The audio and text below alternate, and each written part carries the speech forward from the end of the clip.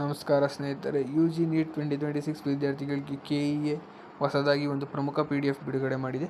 ಈ PDFನಲ್ಲಿ ಏನಿದೆ, ಯಾರ ಹೆಸರಿದೆ, ಯಾಕೆ ಈ ಲಿಸ್ಟ್ ಬಿಡುಗಡೆ ಮಾಡಿದ್ದಾರೆ, ಈಗ ನೀವು ಏನು ಮಾಡಬೇಕು ಎಲ್ಲವನ್ನು ತಿಳಿಸಿಕೊಡುತ್ತೀನಿ. ಆದ್ದರಿಂದ ನೀವು ನಮ್ಮ ಚಾನಲ್ಗೆ ಇನ್ನೂ ಸಬ್ಸ್ಕ್ರೈಬ್ ಮಾಡಿಲ್ಲ ಅಂದರೆ ಸಬ್ಸ್ಕ್ರೈಬ್ ಮಾಡಿ, ಏಕೆಂದರೆ ನೀವು ಮಾಡೋ ಚಿಕ್ಕ ಸಹಾಯ ಅಂದರೆ ಒಂದು ಸಬ್ಸ್ಕ್ರೈಬ್ ಮತ್ತು ಈ ವಿಡಿಯೋಗೆ ಲೈಕ್ ಮಾಡೋದು. ಮೊದಲಿಗೆ ಈ ಲಿಸ್ಟ್ನಲ್ಲಿ ನೀಟ್ UG 2026 ಅರ್ಜಿಯಲ್ಲಿ ಕರ್ನಾಟಕ ರಾಜ್ಯವನ್ನು ಕ್ಲೈಮ್ ಮಾಡಿರೋ ಅಭ್ಯರ್ಥಿಗಳು ವಿವರ.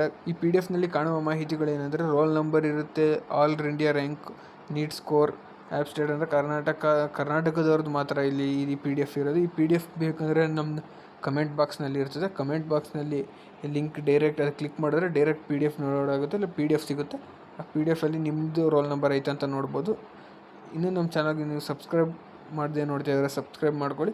ಈ ಲಿಸ್ಟ್ ಯಾಕೆ ಬಿಡುಗಡೆ ಮಾಡಿದ್ದಾರೆ ಅಂದರೆ, KEA ನೀಡಿರುವ ಸೂಚನೆ ಪ್ರಕಾರ ನೀಟ್ ಅರ್ಜಿ ಭರ್ತಿ ಮಾಡುವಾಗ ಕರ್ನಾಟಕ ರಾಜ್ಯವನ್ನು ಕ್ಲೈಮ್ ಮಾಡಿದ ಅಭ್ಯರ್ಥಿಗಳು ವಿವರಗಳನ್ನು ಪರಿಶೀಲಿಸಲು ಈ ಲಿಸ್ಟ್ ಪ್ರಕಟಿಸಲಾಗಿದೆ.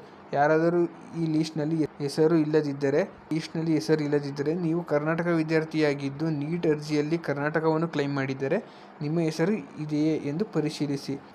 ಯಾವುದೇ ತಪ್ಪಿದ್ದರೆ KEA ಮುಂದಿನ ಸೂಚನೆಗಳು ಗಮನಿಸಿ ಅಗತ್ಯ ದಾಖಲೆಗಳನ್ನು ಸಿದ್ಧವಾಗಿ ಇಡಿ. ರ್ಯಾಂಕ್ ಲಿಸ್ಟ್ ಅಲ್ಲ, ಈ PDF ಕೌನ್ಸಿಲಿಂಗ್ ಮೆರಿಟ್ ಲಿಸ್ಟು ಅಲ್ಲ, ಅಥವಾ ಸೀಟ್ ಅಲಾಟ್ಮೆಂಟ್ ಲಿಸ್ಟು ಅಲ್ಲ. ಇದು ಕೇವಲ ಕರ್ನಾಟಕ ರಾಜ್ಯವನ್ನು ಕ್ಲೈಮ್ ಮಾಡಿದ ಅಭ್ಯರ್ಥಿಗಳ ಮಾಹಿತಿ ಪಟ್ಟಿಯಾಗಿದೆ.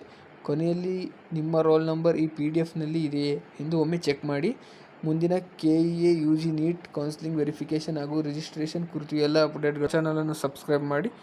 ಹಾಗಾಗಿ ಈ ವಿಡಿಯೋನ ಲೈಕ್ ಮಾಡಿ. ಧನ್ಯವಾದಗಳು.